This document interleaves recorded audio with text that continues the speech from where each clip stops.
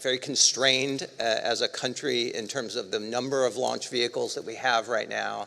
And our adversaries around the world are not standing still. They're putting hundreds of billions of dollars into launch and into space, and especially as it relates to the moon. Which, we haven't been on the moon for 50 years. We think it's really important for Blue, for the country. And it just made prudent sense from our standpoint to take the brilliant people that were working on New Shepard, pause that for a while. We're planning for at least 2 years.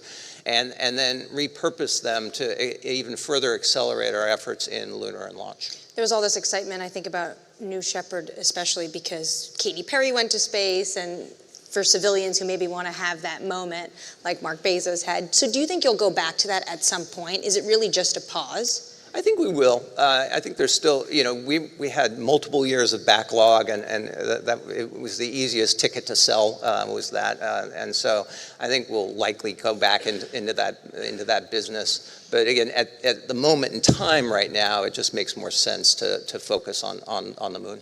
So it really is a space race right now. I'm very much pro-America and a capitalist, but I don't think we want another Sputnik moment. And we were the first to put boots on the moon, and I really feel like we want to put boots on the moon. And this time, the name of our group inside of Blue is Lunar Permanence. So we're not only racing to the moon to get there back again for the first time, but we want to keep people on the moon. The moon. I don't know where you stand on the Fermi paradox, but if you're in this is all a simulation camp, the moon would have been it's a cheat code in the game that we're living in. It's literally 3 days away. It has no atmosphere. It's got 1/6 gravity. It's been around for 4 billion plus years. It has every mineral on that we could probably think of. It has water. And we would be crazy as a nation not to figure out how to use that as a stepping stone to the rest of the solar system and beyond. So when you have this visit from the Secretary Hegseth, and you're talking about going to the moon, what is the Department of Defense, Department of War, what is the U.S. administration asking of you? I think the Department of War is a little separate from NASA. NASA is really the leading the spear for going to the moon, and we're very supportive of that. But in general, when you talk to Secretary Hegseth, Feinberg et al., what you find, especially in aerospace, is that we've, 10, 20, 30 years ago, we mortgaged our future a bit as a country. In that if you looked at the industrial base of the United States coming out of World War II for the next 10 to 20 years, our aerospace industry was incredibly vertically integrated, all the way down to the supply chain components, to the raw steel, to the raw aluminum, to the titanium. And we somewhere, a couple decades ago, lost the formula. And we outsourced that supply chain. And so what I think we're seeing is a renewed interest, and I can certainly say that for Blue, that we're trying to bring that manufacturing back to the United States and our allies. And the fact of the matter is that it's often lost on people. Building a prototype or 1 or 10 of something is easy. Building the machine that makes hundreds of those things, thousands of those things, in my last job at Amazon, tens of millions of those things, that is hard. And so, and part of that being hard is understanding your supply chain and being able to very vertically integrate. And when somebody says, build a new version of this rocket, can you do it in a period of time that's tractable? And right now, for the most part, we have lost our way. And we're really about trying to pivot and get that supply chain, get that manufacturing capability, and make Blue Origin, hopefully others will follow our lead, the world's best manufacturing partner. So when it comes to going to the moon, what is the status of the launch lander? I know apparently it is in the works right now, being tested in Houston, I've been told. What's the timeline? Yeah, we have a couple different fire irons in the fire right now. So we have what we call MK1, Mark 1 of our lander, which is a very large cargo lander. It can bring 3 metric tons to the lunar surface. That vehicle is just in cryovac testing right now. It'll come back, and our hope is to launch that in the next 3 to 6 months. And to put that in perspective, that's completely funded by Blue Origin, and it will be by far the largest thing that has ever landed on the moon. Now it's cargo only, but it is a pathfinder mission. It's going to test our avionics, our LiDAR system, our landing systems, our engine, our BE-7 engine, and to allow us to test all those, de-risk those things for when we try to get boots on the moon as we move forward.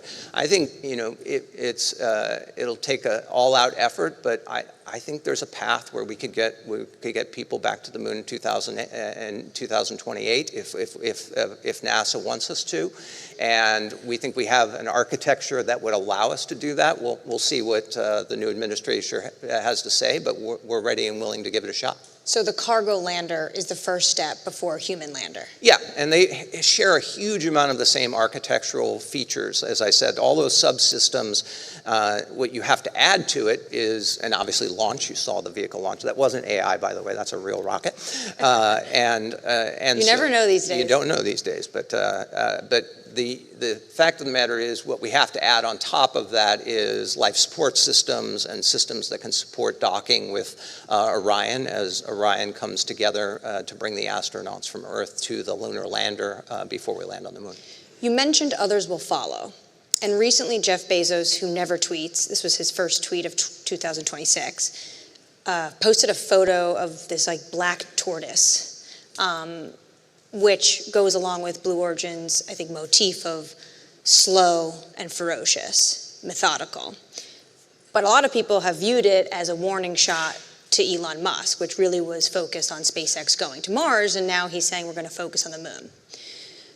What do you make of that tweet, and what is the competition right now? Do you think you're going to be the first? Well, it gives me an opportunity to put on a T-shirt for you, so there you go. That's nothing else. Let me do that. I get to keep this? Yeah, that's all yours. Oh, really? Yeah, and that's the first one off the presses, too, by the way. I think everybody's going to want one of those. But gradatum ferociter is the sort of our internal statement about, and it sort of stands for step-by-step ferociously, which is that you want, when you're building space vehicles, when you're going to space, you want to do it in a way that you're testing as much as you can on the ground.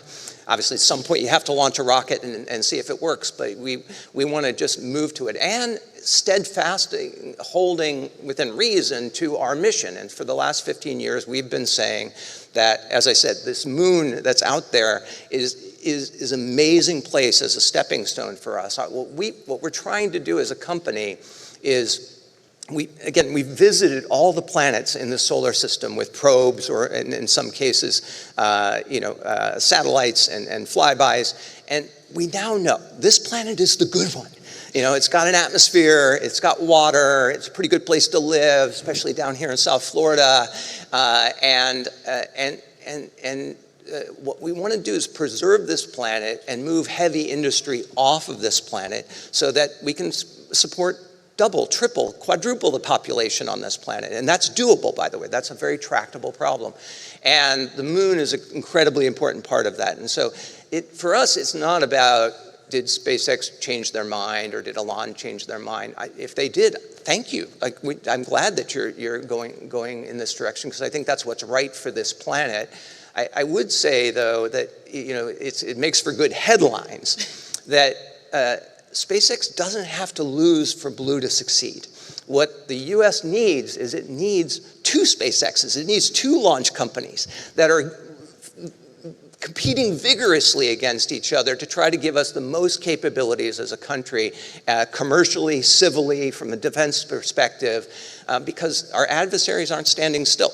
And so we need to be moving very quickly. Healthy competition. But I think a lot of people read into that as the tortoise being Blue Origin and the hare being Elon Musk and SpaceX. Because it also comes after Secretary Duffy had said that SpaceX is behind, so they were opening up for everyone in terms of Artemis, And Jared Isaacman, who's now the administrator, also said essentially, yeah, whoever can get there first is going to get the contracts. So do you think you're going to get there first?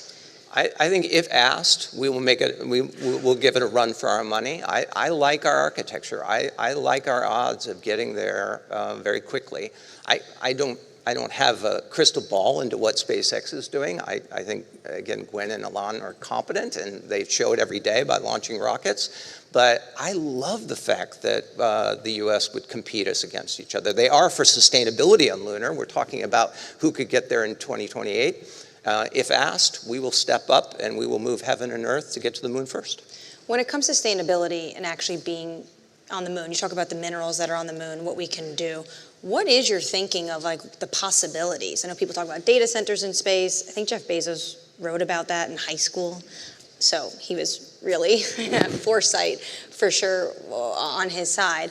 What would be the next phase of this? Well, there are, in the near term, there are some incredibly strategic places on the moon. We now know at the poles there is water, and there are these points on the moon called eternal peaks of light, where you get sunlight for basically 24/7 lunar days, Earth days, however you want to look at it. And, but there are a few of those places, many but not thousands, where they're also very close to these valleys and these caves where we know that there's water. And if you're going to build Moon Base 1, Alpha, where you want to do it is next to these eternal peaks of light, so you can get power from solar panels, and that you can harvest the water for both, obviously, human survival systems, ecosystems, but also for fuel, for rockets. Our rocket that lands, our lander that lands on the moon, that engine uses hydrogen and oxygen. From basic chemistry, you should remember that's just water cracked, and so we can be able to pull that aside and make more fuel to return from the moon, go to different places on the moon. So that's kind of phase one. Find these unbelievably strategic locations, get permanence nearby of these locations, and build habitats. Once you're there, then you can start thinking about that as a lifting off point for all sorts of other things. You can build data centers there, you can build whole colonies there, you can mine the moon. As I said, we don't know everything that's on the moon, but it's been bombarded by asteroids for 4.5 billion years.